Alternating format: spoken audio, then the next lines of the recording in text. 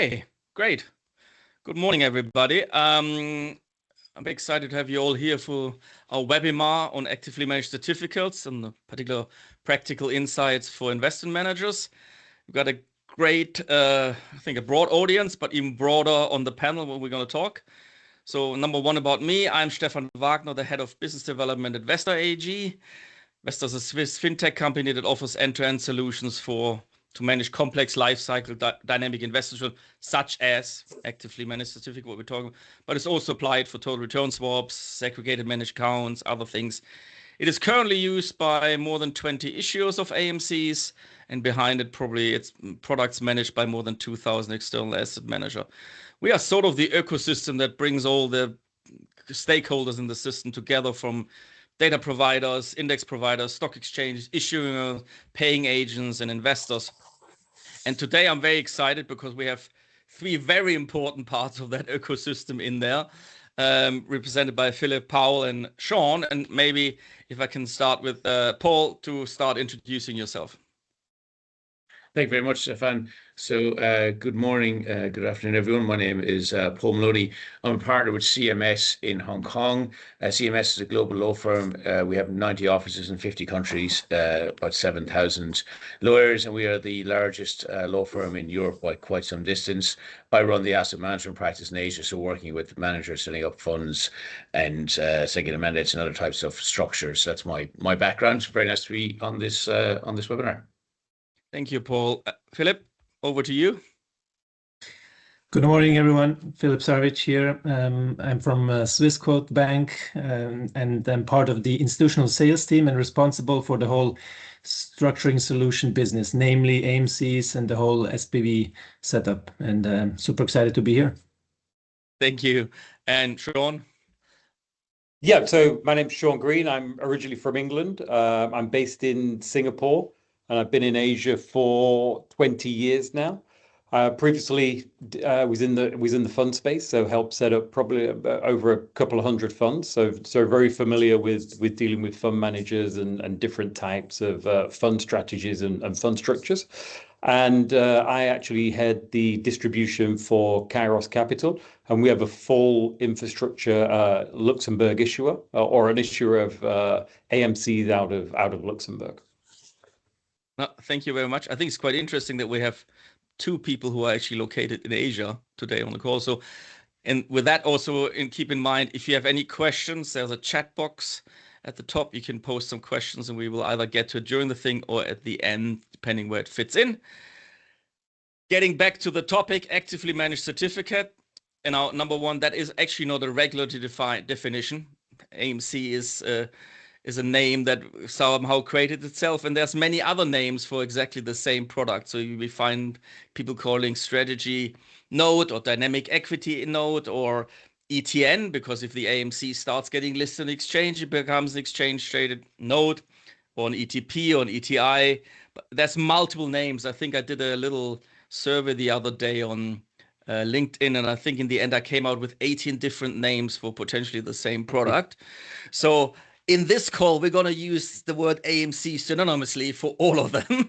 And in that respect, I'm going to get right over to Sean. And from your perspective, your securitization provider with your vehicle in Luxembourg, doing AMC, could you define what an actively managed certificate is and explain how it differs from setting up a traditional fund, as you have previously worked also in the fund industry or other investment vehicles?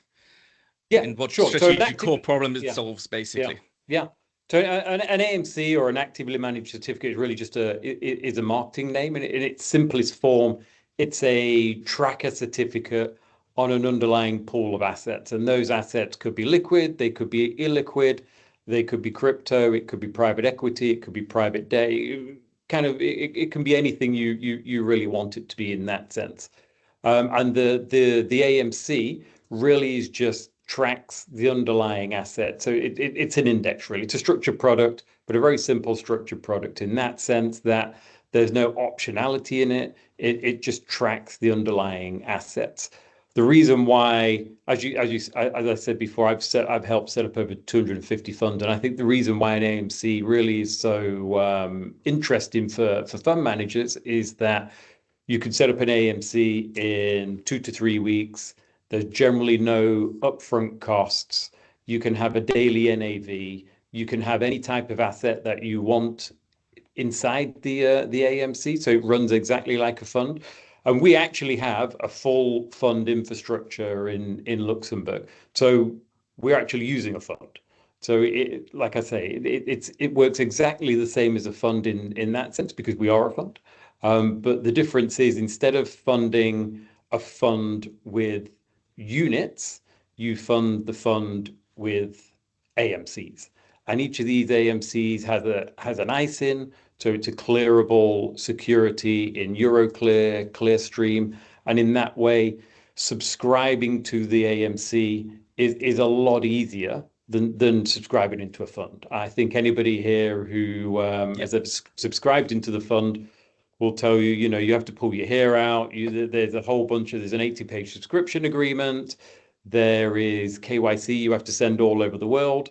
It's a pain. We do AMCs that are fund of funds, so we have to deal with fund administrators all the time, and it's just a pain working with them. With an AMC, you just simply subscribe through your securities account or your bank account, very much like you would do when you're buying a bond or an equity in that sense. And you get to keep that AMC in your safekeeping. It's not you transferring money to some offshore jurisdiction either. Yeah, I can only echo that one from my time when I had my own fund management platform in Luxembourg, how painful it can be versus an AMC. Philip, over to you. You're from Swissquote, and Swissquote has put dedicated resources behind it for AMC, so that you must see some great client demand. Can you a little bit explain where the appetite is coming from and why? Yeah, absolutely.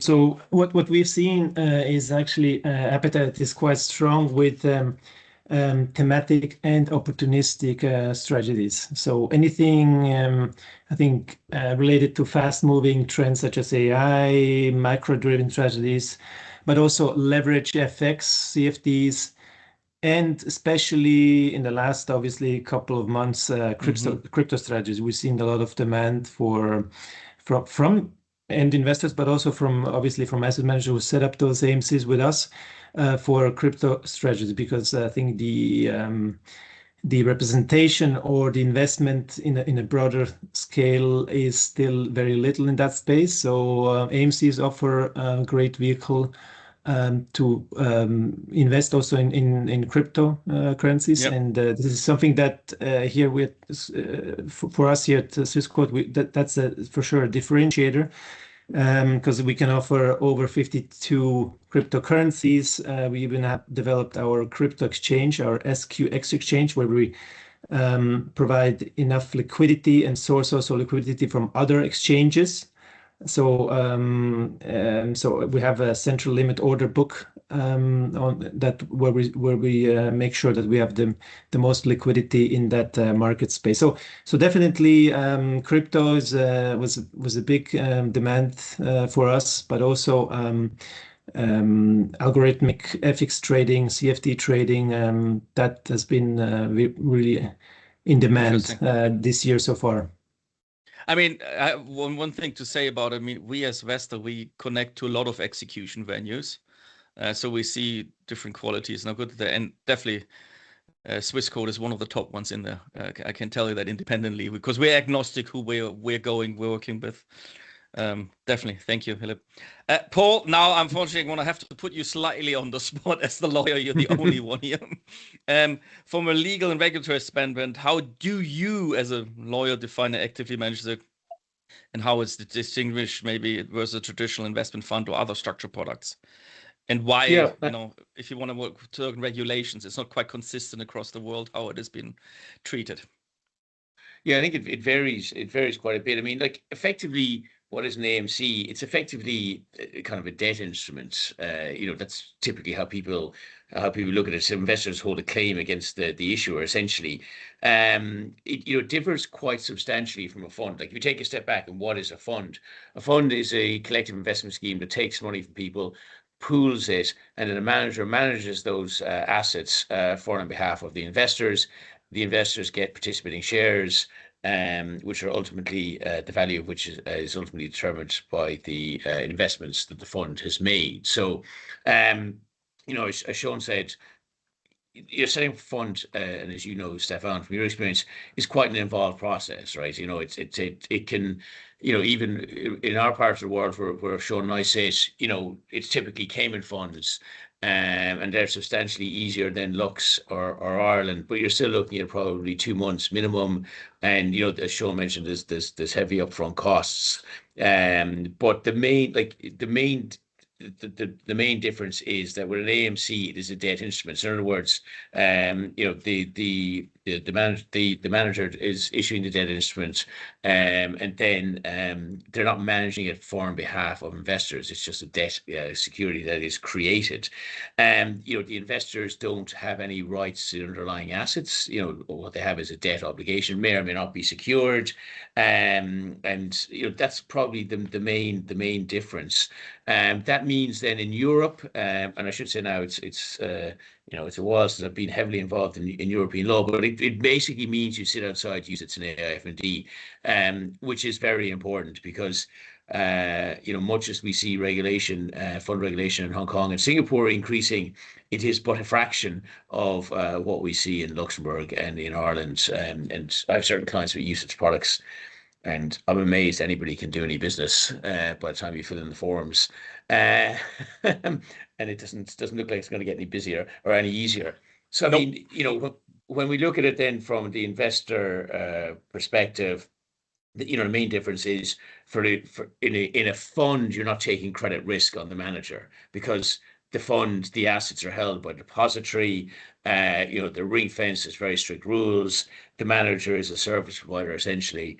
There's with a fund as well, particularly in Europe, the depositories are subject to very strict rules. There's very lengthy contracts and oversight.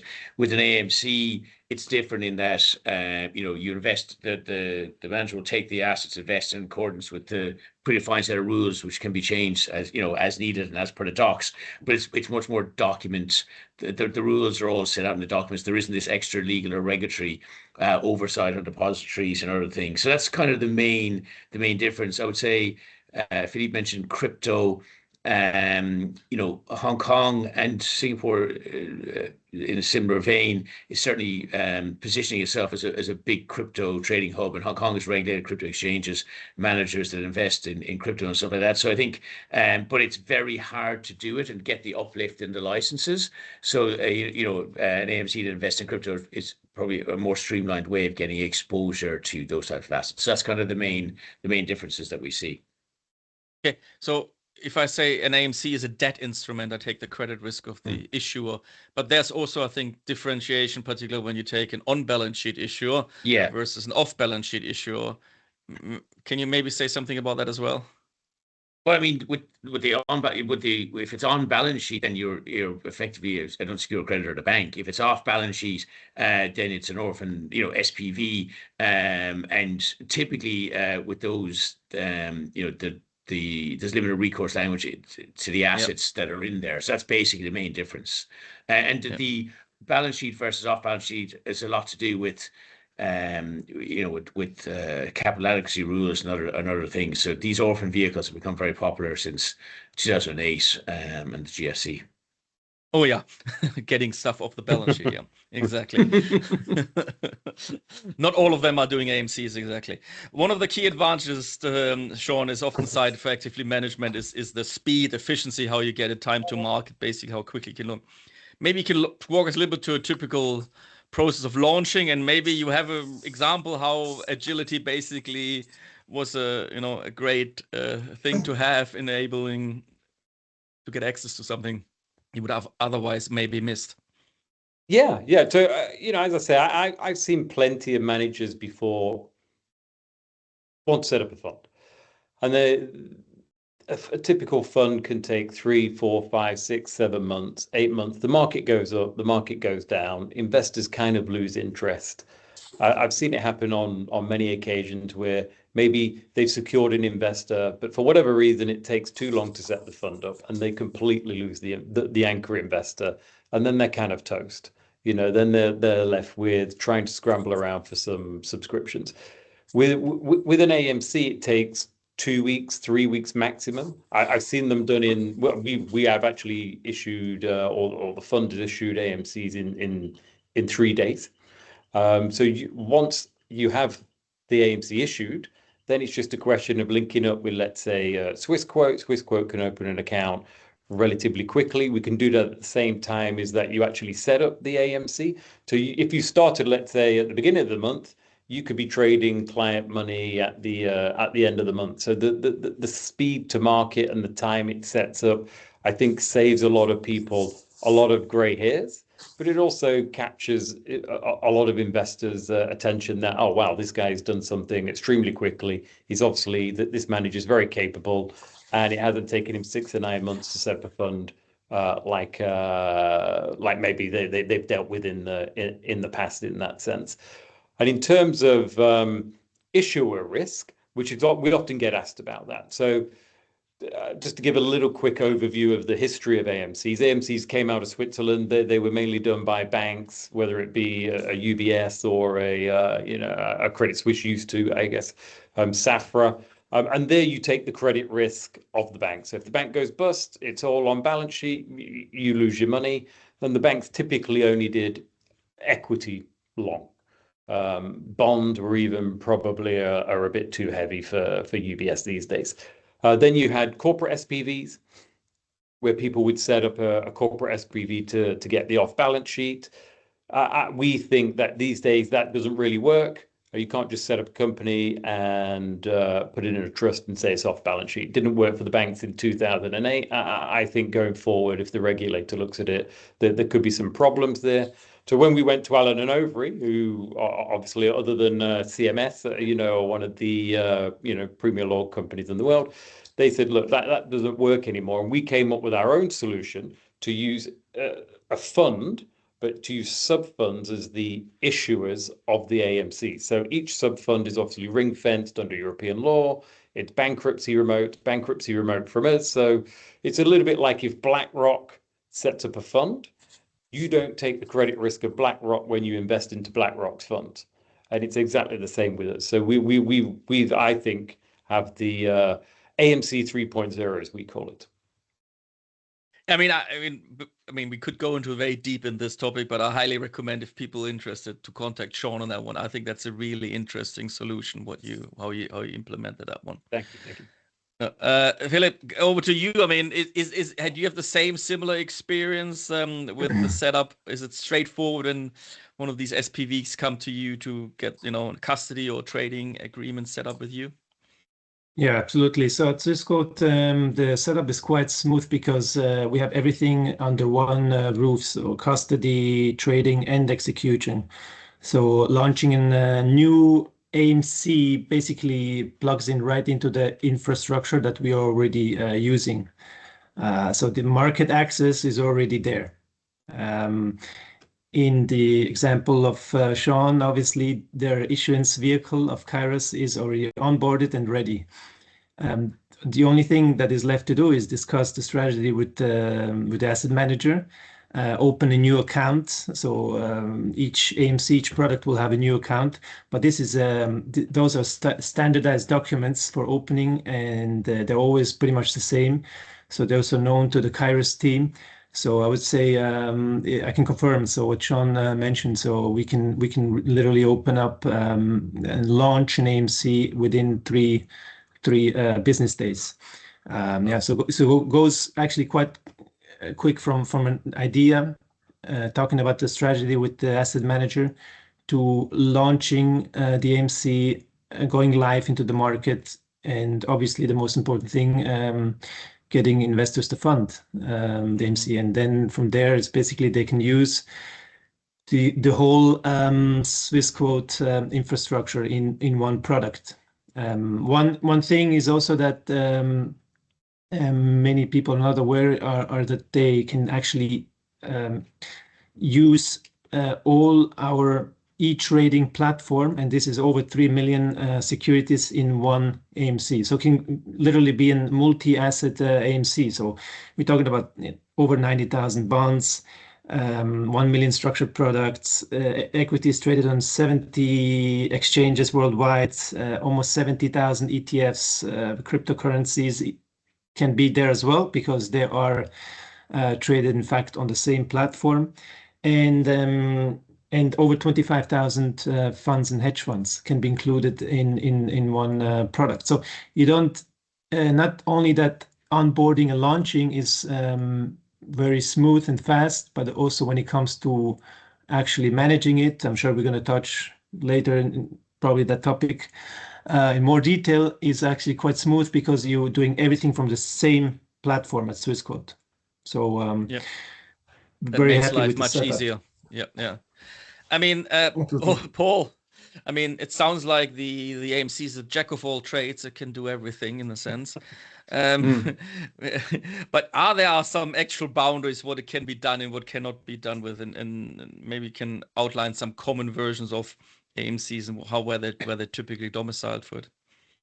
Yeah, I mean, I think, in terms of the common version as domicile, I mean, Sean covered that in terms of the origination in kind of Switzerland. And then, pre-2008, I was a securitization tax lawyer. So I did a lot of these Section 1110 vehicles. When I got the CDO cubed, I did give up, I have to say.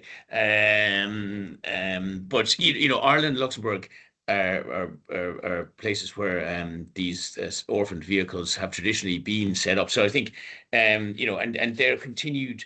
You can still do Section 110 vehicles, Sean, but the regimes are tightening up, and I think as Sean mentioned, just setting up an SPV somewhere doesn't quite cut the mustard anymore in terms of, tax rules, substance, all that kind of stuff. So the interplay that Sean's described, where Sean has a fund which then has segregated portfolios, then issues the notes. I think that works obviously quite nicely. Each of the segregated portfolios in any jurisdiction which offers those types of funds, there's always statutory segregation of liability, because otherwise it doesn't work. I think as Philippe mentioned, you just heard from him the range of kind of the universe of investable assets. We're talking 90,000 funds or whatever. Some colossal number of investable assets. So I think the key is the legal and regulatory boundaries you can't cross. So what are you, and what do you want to be, and what can you not be? So, Sean has set up a fund, and then the fund then issues the notes. So he's already a fund manager, in terms of that. But if you don't want to be a fund or classified as a fund, and then under AIFMD and UCITS, then things that the boundaries you can't cross, or you can't create a pooled vehicle holds assets for investors' benefits. There can't be management of the assets of the investors' assets. It's like there's rules around eligibility and things like that. So if you're not going to be a fund, you have to be very, very careful. If you're not authorized to have a fund, you have to be very careful about how you structure these things. But that's kind of the main risk. I think the other thing, and maybe Philippe might have view on this, but all the assets Philippe mentioned were all liquid assets where there's relatively easy price discovery. Even crypto might have the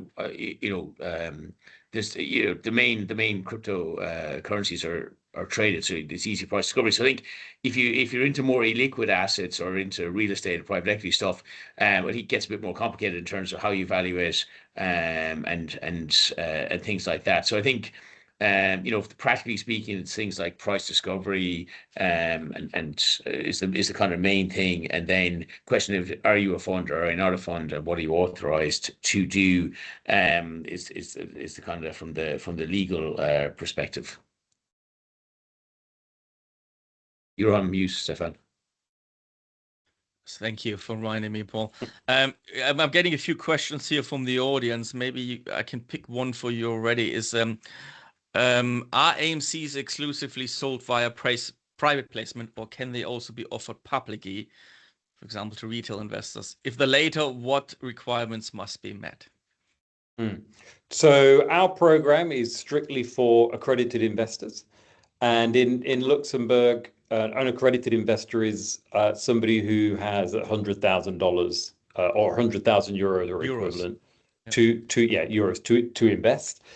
So it's for us, it's not a retail product, and we don't want to enter the retail market in that sense. It is an OTC product. It's a private placement. That is correct. You can list. We can list on the Luxembourg exchange, and we can list on the Vienna exchange, but it's not the equivalent of listing on the Nasdaq, where you're going to get, let's say, retail investors buying your AMC. It's not designed for that in that sense. This is a pure accredited investor product. But that is your Kairos' vehicle. I think there are other ones. Does anybody else want to comment on that? Where they have maybe listed? I can comment on that. Oh, sorry. Yeah, please go ahead. Oh, thanks, Paul. No, I mean, there is also the possibility of offering it to retail investors from our side. There's just additional documentation for it, and maybe slightly different price tag. But what I have to say is 99.9% of the investors are institutional or elective professional clients. Now, usually, or most cases, the investors will invest via an asset manager. So with us, the one placing the orders for end investors is usually the asset manager. So by him placing the orders for his end clients, even retail clients can participate in those notes, because they are classified as eligible to purchase those AMCs. So I think what I've seen is there's not really demand for per se structuring AMCs as retail enabled, because there's other ways around. Like I said, usually it's the asset manager who invests or places the order for his end clients. And also there's the opportunity to opt out. Maybe a client has, let's say, just 50,000 or 100,000 with Swissquote, but can prove that he has assets somewhere he would classify as a professional client. That's usually the case. So he can also qualify himself with the form by opting out and becoming a professional investor. So in that way, if he comes, let's say, in a different route, not through the asset managers, which is the usual the case, he has also the possibility to invest in those certificates. Paul, you wanted to say something? Yeah, I mean, like most 99% of my clients only deal with professional or accredited investors, and the reason typically for that is once you get into retail, the regulatory burdens are generally greatly increased, and the regulatory scrutiny, because for professional accredited investors, most regulators take the view of freedom of contract within the confines, the regulatory boundaries. Once you start to deal with retail, there's a much more paternalistic view, and it's there are a lot more guardrails and restrictions on what people can do. So I think, our clients, 99% of them only deal with accredited investors, professional investors, for those reasons. I mean, from our side, we see, I agree with everything you said, guys. It's 99.9% is all OTC traded or knowledge. But we're seeing some trends. There's a vehicle out of Ireland, and also an on-balance sheet vehicle, who basically securitize it. There's a trustee behind it and everything else. And they managed to get it listed on exchanges. If you want to think about it, it's basically like an ETC, when ETFs couldn't buy commodities. In order to get commodities into that market, they did it with a note program, which is, again, a debt product. And if you can follow the same thing, the only disadvantage I see with this particular is that, as Paul mentioned, once you get into that space, much more requirements are there, and then the benefit of not doing a fund is probably goes slowly away, because you are going to have the same timeline and the same cost involved. But it is possible, but it is very, very small at this point in time, what we see on the platform. Maybe I pick Sean. There was another question for you in here. You're very popular. Hold on. Here we go. Here we go. Here we go. What I'm hearing, that AMCs can supersede traditional fund vehicle. In other words, AMC can now serve as a fund vehicle with the underlying portfolio of asset tagged to the AMC. question mark, am I correct? And his continuation for me is the question, well, who issues the AMC and who legally owns the AMC? Yeah. So essentially, maybe also how the issuer, compartments work underneath it. It's related to, yeah. So we have a number in our structure. We have an umbrella Luxembourg fund, which has a management company as well in Luxembourg, and we have all the substance in Luxembourg, and then each sub fund becomes an issuer of the AMC, and that's how we get the bankruptcy remoteness, the ring-fenced assets. So it's a little bit like if people are familiar with maybe a Cayman SPC, or in terms of how that segregates itself, it very much works quite similar in that way, that each cell is its own legal entity.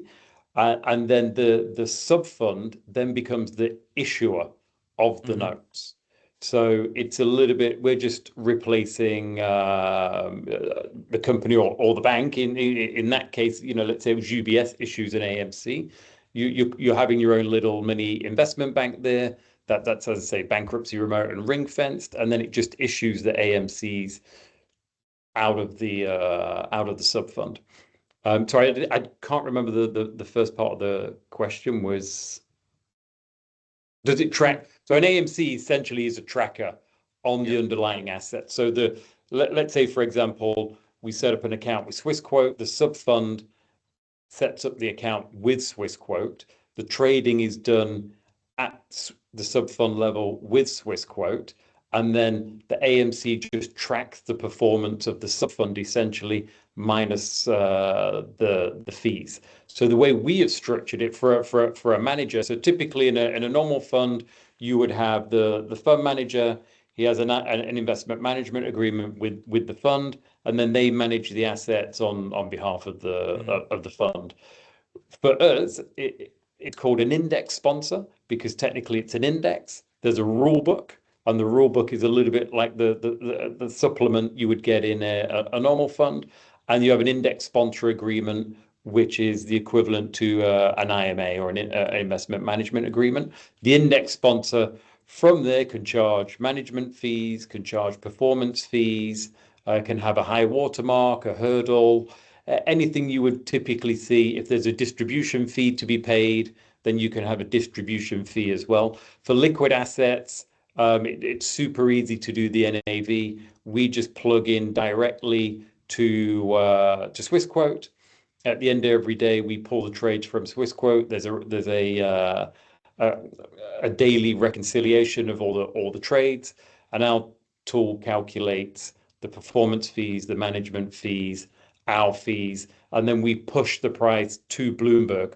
So everybody has their AMC published in Bloomberg as well. So when somebody says, if you got a track record, you say, yeah, here's my Bloomberg ticker. Just look it up in Bloomberg, and you can see that you have a daily pricing. With a normal fund. I think that's an important point to actually make here, because besides that it's an OTC trade, it can actually be very transparent product for the investor to know what's happening and what's worth, what's in it, what's being managed. Yeah. With a normal fund, it's a monthly NAV. Top 10 holdings, if you're lucky. Yeah, exactly. Yeah, and a T+10 delivery. So the way it's reported is much more transparent as well. Yeah. I mean, Philip, over to you. There was a question in there from the audience, if you can also do non-bankable assets. And maybe you can also go into the next question from an operational standpoint. What are sort of the key consideration for managing AMC portfolio? Trade rebalancing valuations. Sean already covered that a little bit, but also asset safety, and how does Swissquote support that? Yeah, thanks. To the first questions, can we also hold non-bankable? Yes, that is possible. Our AMCs can also hold non-bankable, non-liquid assets. Usually, we don't set up purely private equity, private debt AMCs, but we have set up also already AMCs that are multi-assets. So they have, majority of the underlying assets are liquids, can be stocks, fixed income, ETFs, FX, and perhaps maybe one or two private equity companies in there. But then the pricing of that private equity firm, we obviously rely on our partners to give us the right NAV on that company. Usually, it's priced once a year, rarely quarterly pricing. So we have to actually, or we are able to plug in those prices as well. But like I said, most of our AMCs are fully automated and liquid. So getting the NAV calculation is actually just like Sean mentioned it. It's fully automated and transparent. So we have a multi-sourcing pricing framework. So we pull market data from recognized venues, obviously, and offer those to Kairos for NAV calculation. So Kairos's PMS tool is connected to Swissquote and calculates all fees and the NAV automatically and publishes into Bloomberg. Yeah. And then when there's an illiquid component, it's a bit added work on it but those numbers can also be implemented to calculate the correct NAV for the product. Thank you. And when it comes to the second questions, you asked about safety, well, obviously, besides I would say the four main topics of execution, rebalancing, valuation, safety is probably one of our most important pillars. So Swissquote operates under Swiss banking supervision, which means strict segregation of client assets, strong regulation oversight, and well-established risk controls. So custody for traditional assets is fully bank level with segregated accounts and secure settlement processes. Obviously, I mentioned before crypto custody. This is also handled internally as well, again with supervised banking environment. Our clients are actually holding real crypto assets, not derivatives. So we're also responsible for the custody. We work with technology partners on the custody side, but we are responsible also for several custody of crypto assets and safety of those crypto assets. So all our assets are securely stored in segregated accounts, and in case of crypto, obviously in a Swissquote wallet. So being a fully regulated Swiss bank since the early 2000s, obviously safety and storage is one of the most important pillars in that sense. No, absolutely. I mean, I get the questions on that one all the time, and I think that's very important in the back of the mind of all investors. Paul, I mean, we heard just, you can do also, let's say, less liquid underlying assets, like maybe real estate or private loans, cryptocurrencies, maybe. Also. From a legal standpoint, what challenges arise when you securitize these kind of assets versus, let's say, bankable, tradable assets? Yeah, I mean, I think a lot of this depends on where you're sitting, right? So if you sit in Hong Kong or Singapore and you want to set up a private fund, you can invest in whatever you want, right? It's a creature of contract. Now, it comes to disadvantage, as Sean mentioned, around speed, costs, other things, right? So it's not, I think you would use a manager based in this side of the world would use an AMC for the reasons Sean mentioned around speed to market, efficiency, cost, transparency. It doesn't provide a manager in Hong Kong or Singapore with a greater investable universe, right? But it does lots of other things. I think if you're based in Europe and say, you're looking at, you have a UCITS fund and you want to take some exposure, it's, UCITS because of the liquidity rules, because of the concentration rules, because you can't do commodities and stuff like that, structuring it through a note can provide some available, some exposure. And again, in Europe, it's really down to, if you don't want to come under AFMD or you don't want to come under UCITS, that's a real advantage. So, in terms of when you get into the more illiquid side of things, it's, as Philip mentioned, like, how do you price these things? As he mentioned, he's relying on his partners then to get the pricing. And, with private equity funds, how often do they price? I mean, they might only have a dealing day a quarter or whatever. Real estate tends to only price once a year because it's expensive and time consuming. So like, query whether you'd actually be doing, you wouldn't take direct real estate, I suppose you'd take some kind of a swap, or you do some synthetic. With the harder to price assets, also, much like a fund, with the valuation rules are very, very important. And with more illiquid assets, there's a lot more manager/issuer discretion as to how, like, potentially as to what the value is, because in a lot of cases, they're the people with the actual expertise to value these things. And valuation is an art, not a science in many respects. So I think I think the practical realities, like, of valuation and the difficulties around valuation, I think are equally applicable to AMCs as they would be to funds. I don't see any difference in that from an operational perspective. And as Philippe mentioned, it's certainly the same operational risks for a fund or AMC investing in crypto. Cybersecurity is an issue that every single regulator around the world is red hot on. And obviously, crypto is one of those assets which has a higher risk profile in terms of just the nature of it and how it's held. So, getting having wallet security is key. And also, you also have to have the people that understand the technology. Like most traditional asset managers, with the greatest respect, and I'm, as a lawyer, like, technology isn't my strong point. So, like, I had my IT person take this computer up today, and he was excellent at it.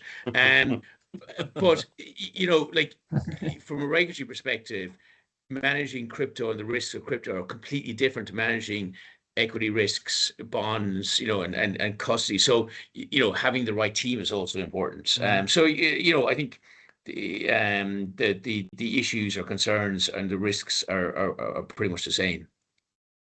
Got it. Thank you, Paul.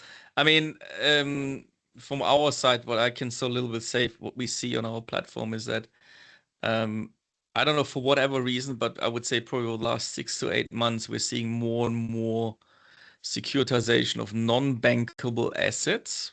I suspect to generate liquidity, to get loanable value again. That's my suspicion. I cannot prove this.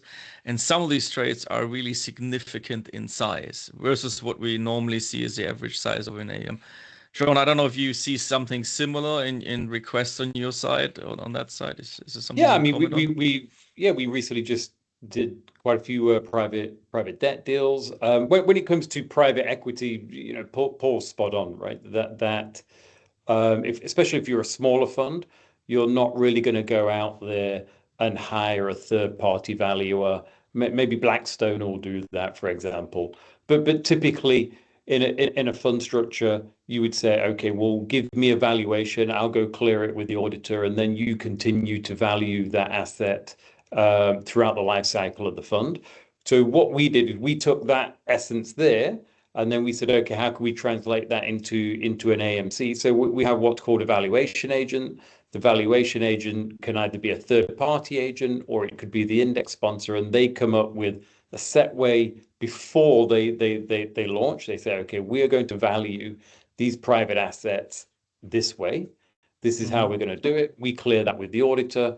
Once the auditor says yes, then they can't change that. They can't go and cherry pick every year and say, okay, this year we're valuing it this way, next year we're valuing it that. It has to stay the same throughout the life cycle. And actually, technically, what we're doing essentially is securitizing a private company typically. So either maybe an SPV of an operating company, or it could just be a holding company, for example. We would come in and then we would be the ones or the sub fund, sorry, would be the one on the cap table in that sense. And then the sub fund is just issuing a tracker certificate on the underlying asset. But essentially for private assets, we have the valuation agent part embedded into the AMC. So yeah, you aren't going to get a daily liquidity, obviously. The liquidity is only as liquid as the underlying asset. But yeah, typically you would see maybe a quarterly or a semi-annual or an annual NAV on that. Yeah, I guess if it's like a property, you get a red book valuation in the UK or something like this. Yeah, exactly. Yeah. Maybe I can stay with you for a minute. What is sort of the most common misconception you hear from asset managers, and how do you respond? Yeah, so I think in Asia, it's not even a common misconception. It is generally, what is an AMC? Okay. That's normally the question that we come up with. It's like, what is this? I've never heard of it before. How does it work? So there is a lot of education. So we find that we are educating, whether it be a fund manager, whether it be a fund platform, whether it be sometimes we even speak to, if you've got a seed, if the manager has a seed investor, for example, and they need reassuring. Issuer risk is one that typically comes up, because obviously if people are familiar with AMCs, it's generally through the banks, and then obviously there you have an issuer risk. So we do have to explain to them obviously that we structure it through a fund. The fund is ring fenced. It's off balance sheet. It's if we go bust, as I say, I gave the example before. If Blackstone go bust and you've invested into their fund, you don't take the credit risk of Blackstone by investing into a Blackstone fund. So there's a lot of reassurance around issuer risk, but I would say mostly it is explaining what an AMC is, what it does, how it works. And how it is different from a traditional fund structure in that sense. Thank you. Philip, I mean, the first time I ever bought actually an AMC was in my Swissquote account. So Very good. I mean, it is one of the most easiest places to actually purchase it, because But from your vantage point as Swissquote, what sort of kind of demand do you see from investors regarding AMCs? In terms of implementing, demand, I would say, before I answer this question on demand, I would just like to add something what Sean mentioned also regarding what we see, what maybe investors first of all, look for before. So obviously, number one topic is the performance and the strategy, right? So that's what the end investors are actually looking for, right? That's why everybody's into the game, first of all, or wants to create AMCs, wants to invest in AMCs. But one very important aspect, what also Sean mentioned, especially the jurisdiction of those issuers, right? And that is more important for example, European, so EU citizens, and maybe for Swiss citizens. So how bankable, how settable it is with their local banks. So having it cleared by Clearstream is obviously also another big advantage, that those AMCs are settable or bookable in, let's say, in the European area. So those, I think, those two topics obviously are in most demand, or what we've been asked, and also when it comes to, let's say, misconception, who is the issuer, right?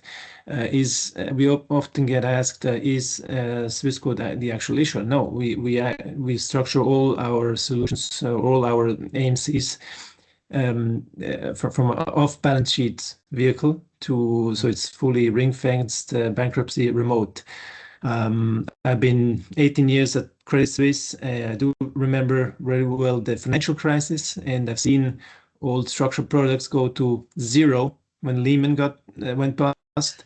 And I've seen clients panicking on all Credit Suisse issued the barrier of risk convertibles or even AMCs, because if Credit Suisse would have gone bust, those notes will also have the same fate as the Lehman notes. They will pretty much go to zero because the issuer defaulted. So that's why we at Swissquote decided to legally structure everything around a bankruptcy remote, fully ring-fenced structure. So that's that was really important when getting started into the whole AMC solution, right?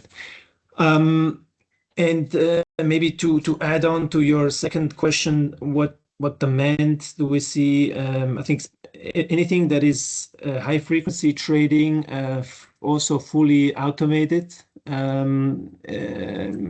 We see more and more demand on that side. So I think one of the big advantages at Swissquote also is that we offer both REST and fixed API, giving asset managers direct access to very broad product universe, like I mentioned, so equities, ETFs, FX spot derivatives, and even crypto. So, for example, REST API is great for external asset managers who want to flexibly connect, so they get access to the full product suite, so fractional shares, crypto trading, and custody. For let's say what we've seen in more institutional style, high frequency strategies, they use our fixed API connectivity, which offers low latency execution, secure connectivity, which is especially useful if the AMC trades often and operates across multi-asset classes. So this is also a trend that we're seeing more and more. Besides the what I mentioned also before, the thematic investment themes where asset managers plug in directly to our platform and implement their custom-made, tailor-made AMC strategies. Okay. Got it. Thank you. I think we're really approaching the hour, so I'm gonna slightly accelerate this a little bit. Paul, there is a question coming on here. I don't know, maybe you're the right one, but would an AMC investing in crypto be able to accept investment in kind? I know funds can do this. Investors invest, for example, in Bitcoin in a BTC denominated AMC and pay management performance fee on the Bitcoin performance. Is investment in kind possible in an AMC? Do you know that? I'll jump in on that one. Okay, okay, Sean. It is possible. No, I don't want to, but forever ask that question. Maybe, yeah, we can have a chat afterwards, and we have a solution. Okay. I was going to say, perfect. Technically, it should be possible. It's a question of do you have the wallet and what type of coin it is, I suppose, because it comes down to valuation, security. I wouldn't see why it's not possible, but it would require the operational genius of Sean to get it done. Thank you, Paul. Yeah. Okay. I mean, maybe with Paul here is, if an asset manager with an strategy idea, wakes up tomorrow morning, that's usually what happens to me in the morning. I have a great idea for an investment. What is the single most important piece of advice you'd give them for getting started with an AMC? I mean, is it feasible? So, what are what are you looking to replicate? Is the key thing, is it bankable, non-bankable? Who are your investors? What are they looking for? Are you don't want to be a fund, so how do you, the structure, the guardrails around the structuring of the note? I think, if it's the more bankable type assets, I think will just be quicker to get done, right? Because as I said, we talked about valuation, we talked about custody. It's all easier to plug in. Philip obviously and Sean have crypto solutions, so maybe crypto is becoming more institutional, more mainstream. Maybe there's less friction in that stuff now. But the more exotic you get, then the more questions you're going to have to deal with about valuations, liquidity, what guardrails you put in if there's market disruption, that type of stuff. So it's a question of how easy or complicated do you want to make your life when you wake up in the morning? Okay. There was an additional question that came by the audience is, how do regulator and operational risk on an AMC differ from those of a VCC? I think VCC is a Singapore vehicle. And when would it make more sense to use a VCC or conventional fund structure instead? I mean, Sean, you feel free now to jump in because you're based in Singapore as well. Like, I mean, it comes like the VCC is the same, is effectively like a UCITS umbrella as a Cayman SBC at a high level, right? So, you know, when does it make sense? I think it depends on basically like what your investors want, and then how quickly you want things done. So, and actually, this is probably a good question for Sean. Given you're mentioning, you know, the education you have to do with the managers in Singapore and in, sorry, not just Singapore, in Asia, like, is there a sense that you're trying to cannibalize their offering? Like, you know what I mean? Like, I would see it as very complementary, right? It's a different tool in the asset in the manager's toolkit. But you know, since we're talking about VCC versus AMC, you know, as I said, the logic is depending on what you want to do, how quickly you want to do it, and the type of investors you're targeting. And I think, you know, Sean mentioned securitizing private companies. Like, an AMC makes a ton of sense there because it's going to be very hard to unless you're a buyout fund, do a fund around it. So, Sean, you know, how are traditional asset managers looking at it? It's not something I typically. Yeah. So some people are like, wow, this is unbelievable. So some people here get a little bit offended, and I have to tell them, look, you know, I'm not trying to say my wife is better looking than your wife, you know. Yeah, some people get very defensive about the VCC. It's a strange reaction sometimes, but like you say, we're not trying to replace the VCC in Singapore. I think what I guess the main difference with the VCC is, if you have a VCC, you have to be based in Singapore. Yeah. You can't be a Hong Kong manager. You can't be based in Zurich. You know, you can't be based outside of Singapore to set up a VCC. So in that sense, a VCC is very much for Singapore-based managers.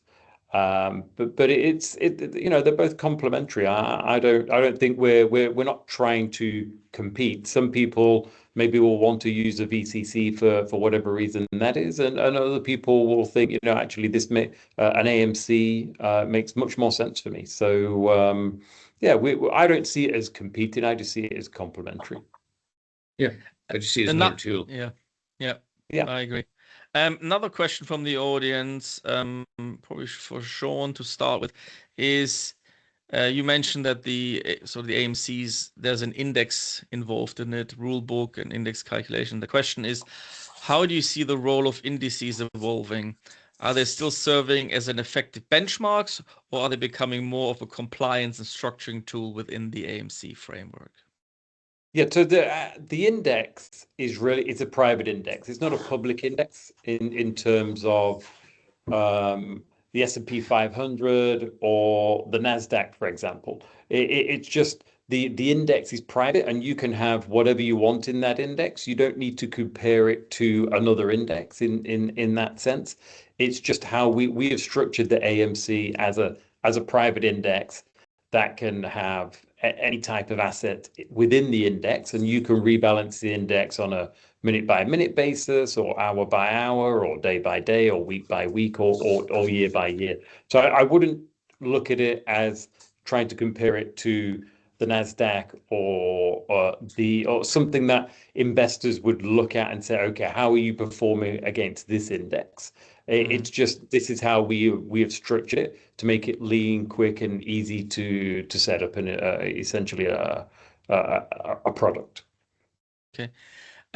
Over to Philip back. There was another question in a sense from the audience, and I think you're probably best placed to answer that one, because you see, you not only work with one issue, you have multiple people you work with. You also see obviously investors coming in and buying it. What do you see sort of as the acceptance? Is the acceptance growing of AMCs? And what do you what could be the next evolution in the near futures for AMCs?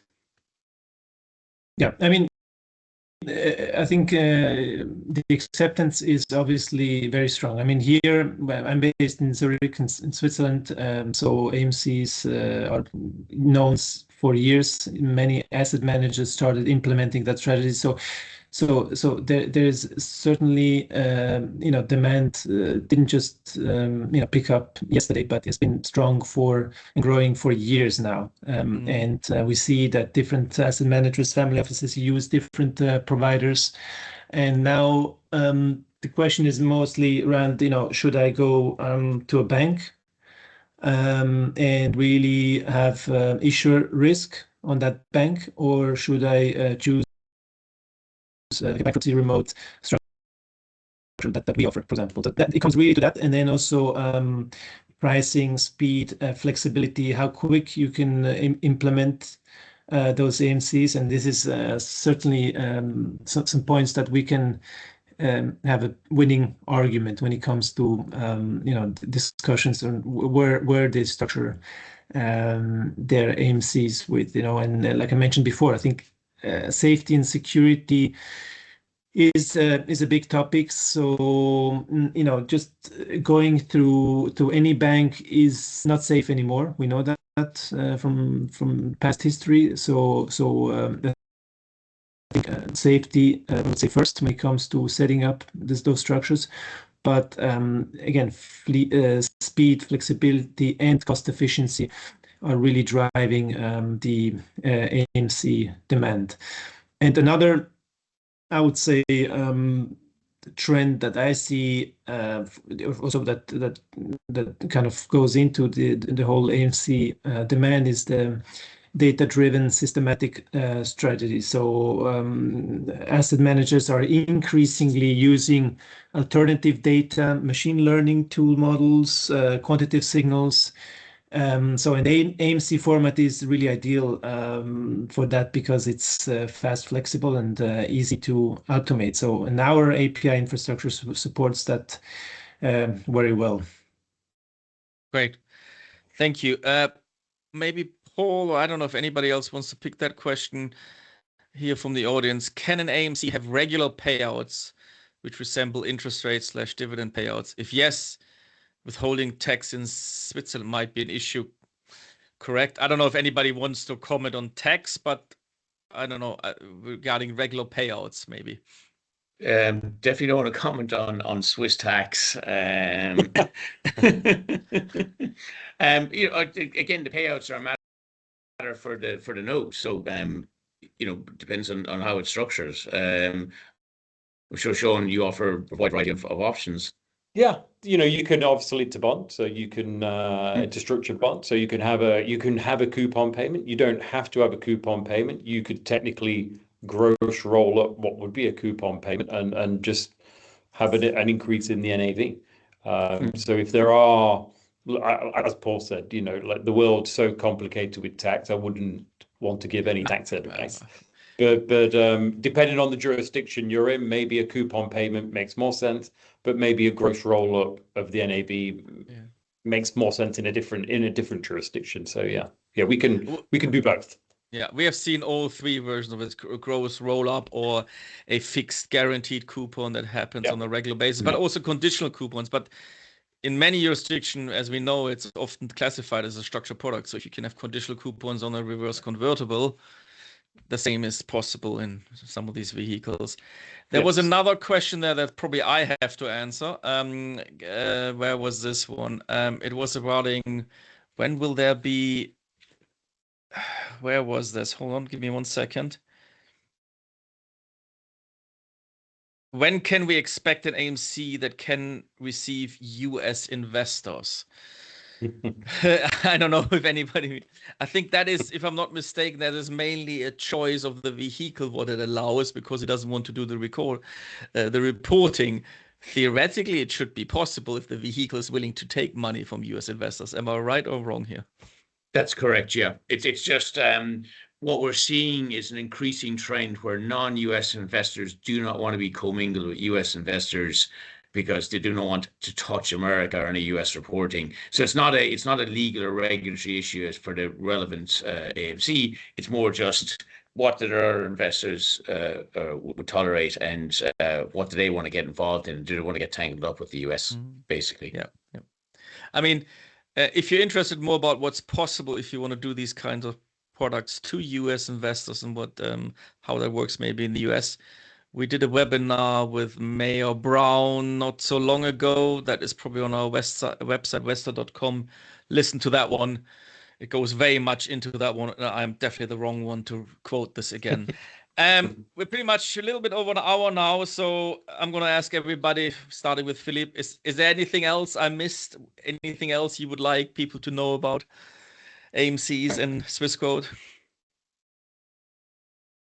Yeah, maybe I can say one thing, or I would like to give advice to all asset managers or investors is that basically the most important thing is to have a clear, feasible strategy, that you know actually what you want to implement, right? That's the first thing. Is it really implementable? Usually the answer is yes, especially when it comes to all tradable and liquid assets with us.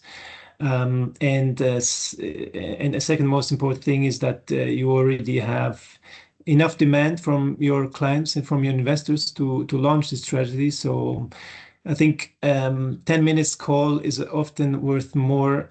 Getting educated, getting explained. You can speak to us what's possible, and then maybe weeks of work. Setting up something that might not be working, or you don't really have demand from your client base. So I think just give us a call.